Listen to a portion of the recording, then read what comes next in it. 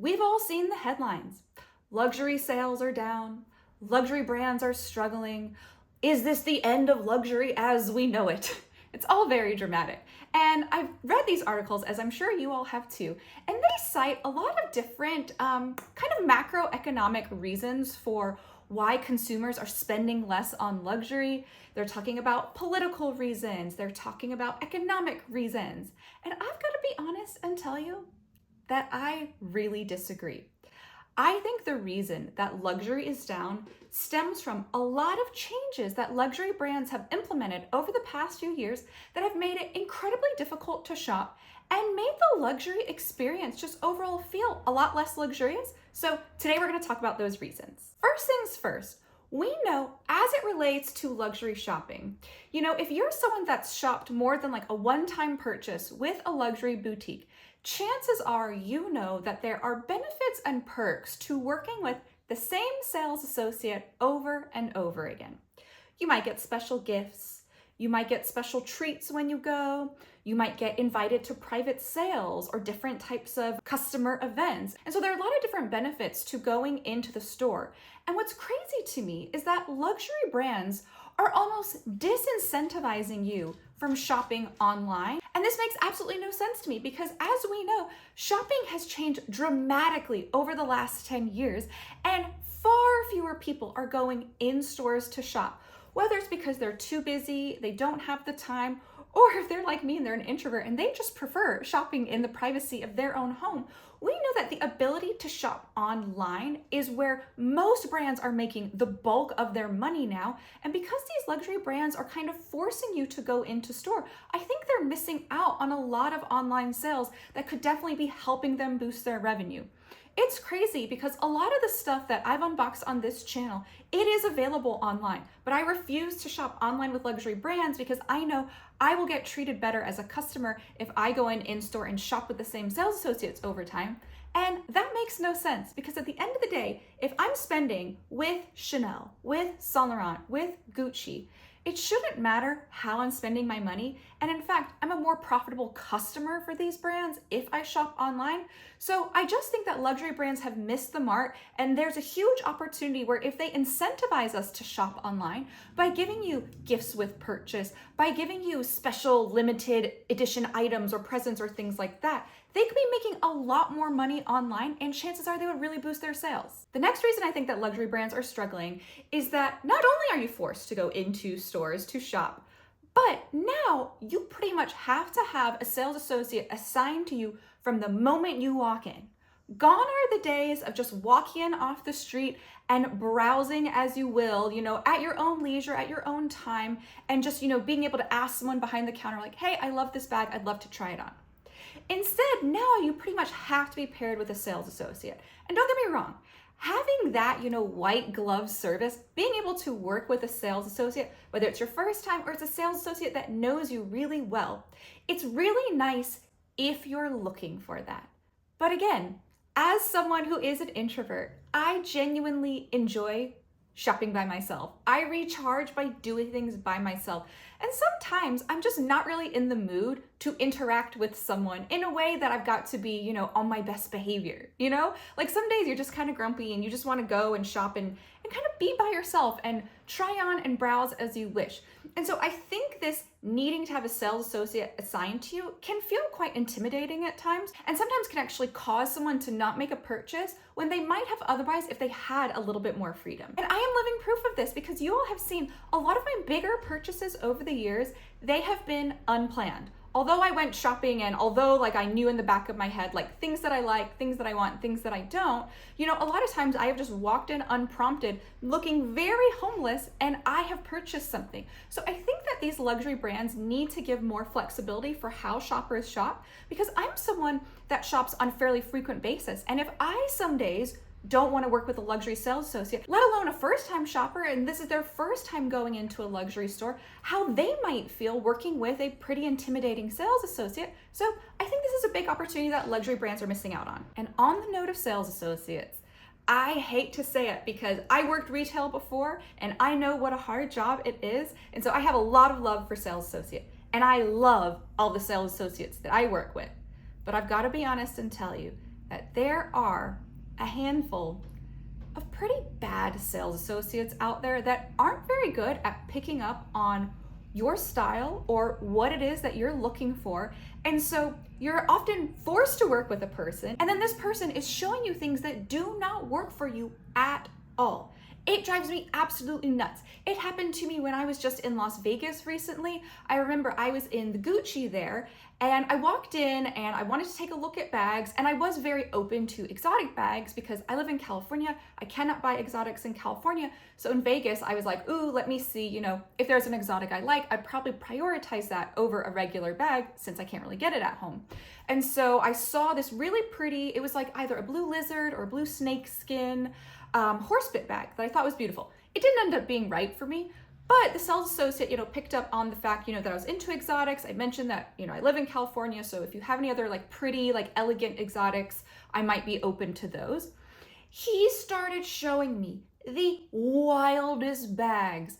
I mean, just completely different than my personal style. And I think as a sales associate, it is really important to look at the person that you are serving. Although we dress different every day, you can definitely pick up on someone's vibe. And I remember I was wearing all neutrals that day. I was very understated. I was dressing pretty much in line with how I dress most of the time.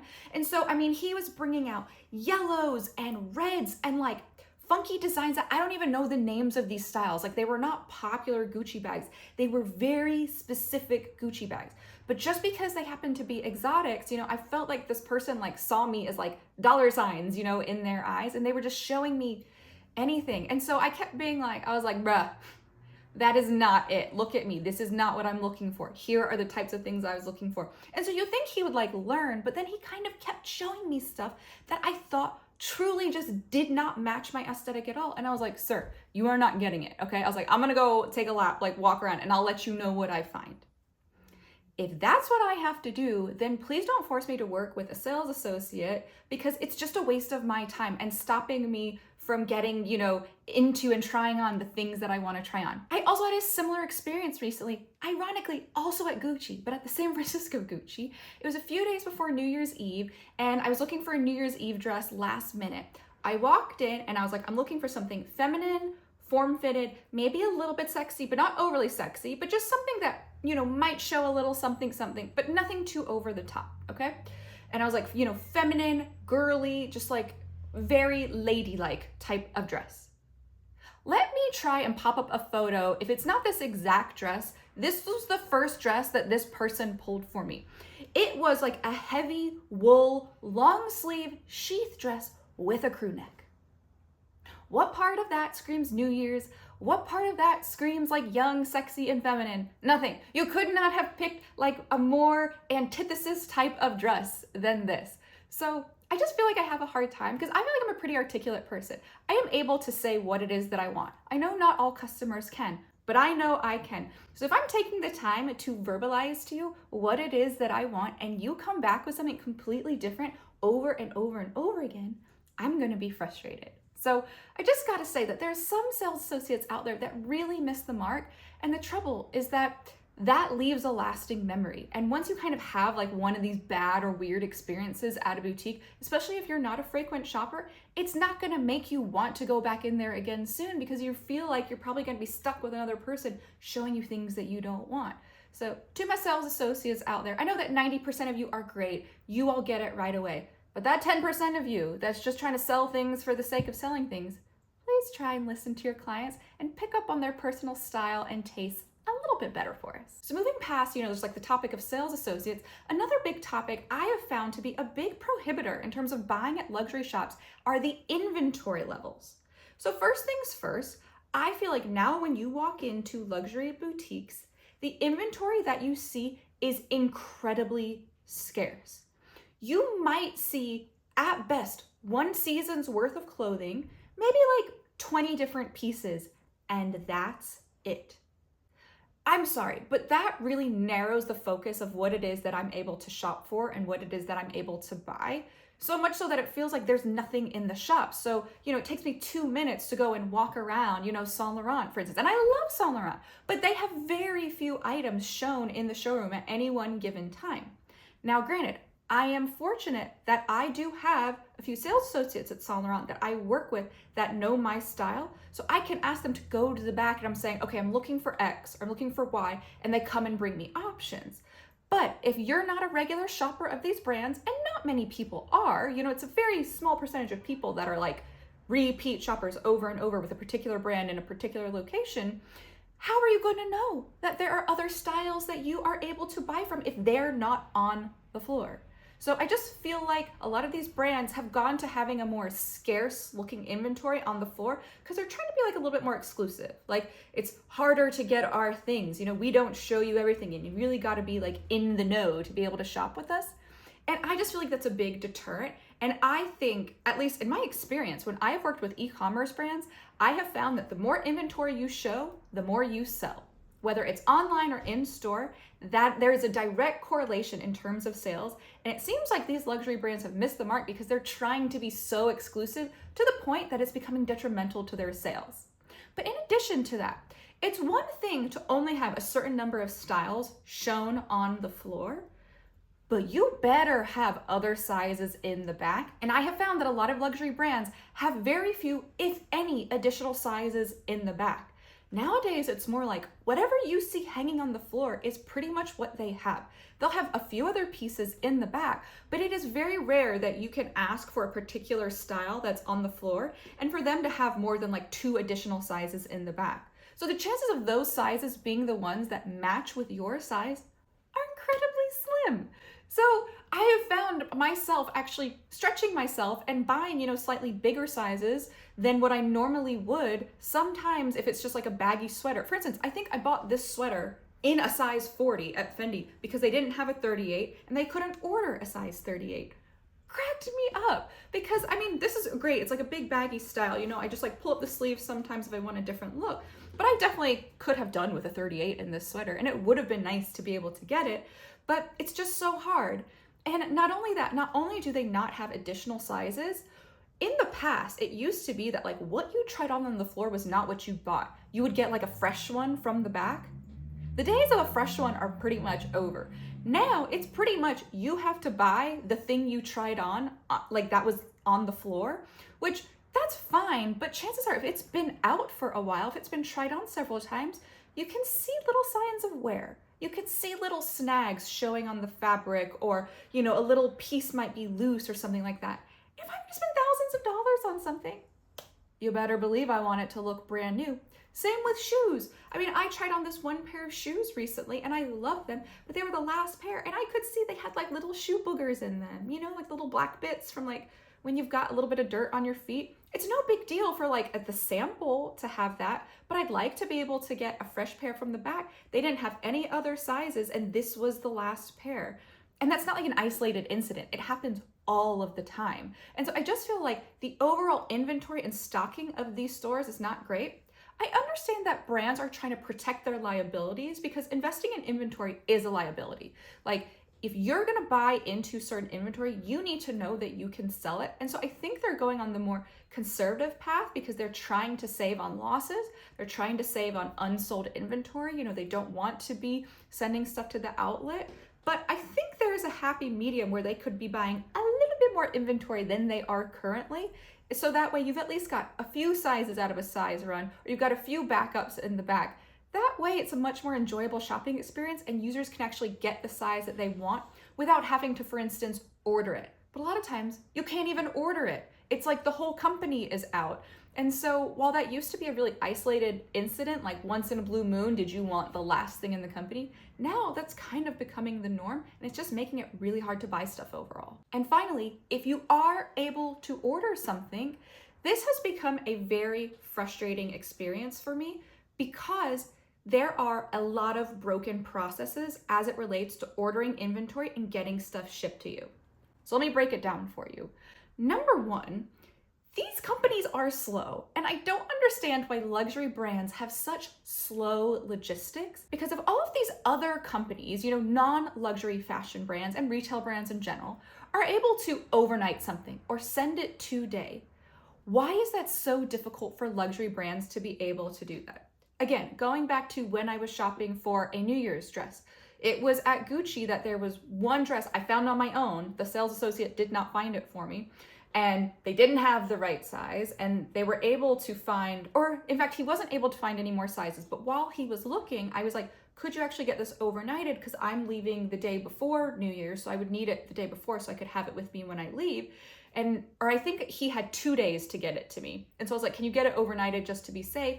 He said no. He was like, unfortunately, like it's gonna be close. I'd have to do 2-day delivery. And I was like, what in the non-luxury is this? You are telling me that you're not able to get stuff overnighted?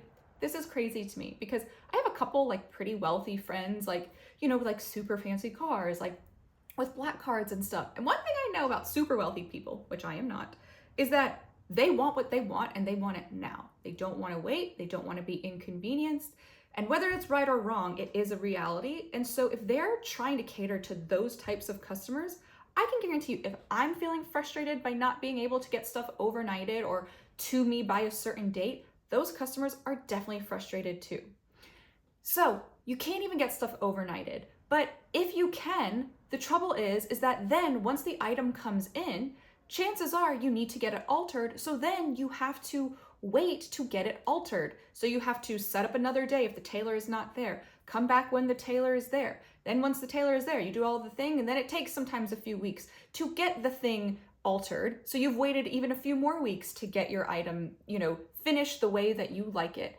And then it needs to get sent to you, or you can go to the store to pick it up. Now I do a mix of both, just depending on what store it is. And, you know, if I'm planning on being in the area in the next few weeks, you know, I'll go pick it up in store. But if I'm not planning on going back, I'll have them send stuff to me. Let me tell you, literally, the logistics are so bad with luxury companies. I once had an item that I got altered and it was supposed to get sent to me, delivered to my apartment. And after a few weeks, I hadn't received it. And so I texted the sales associate just checking in, and they were like, oh, it was sent to you last week. You should have it. I was like, oh, you know, I went downstairs, checked my packages again. I didn't see anything. And I got really nervous because you OG members of the family, you know, I have had a package stolen from Hermes before. And so I got really nervous that the same thing had happened. And I was like, I was so pissed. I was like, oh my God, did my neighbor with sticky fingers get sticky fingers again? I don't know. And so this whole time I'm going back and forth with the sales associate, and I even went and shopped with her and saw her. And I was like, hey, can you find the tracking for me? Because I think that's the most important thing. You never sent me the tracking information. So like, when was it delivered? So that way I know like who to talk to, like how far back to look, like, because I'm going to need to find this skirt now. I'm going to need to ask around in my building.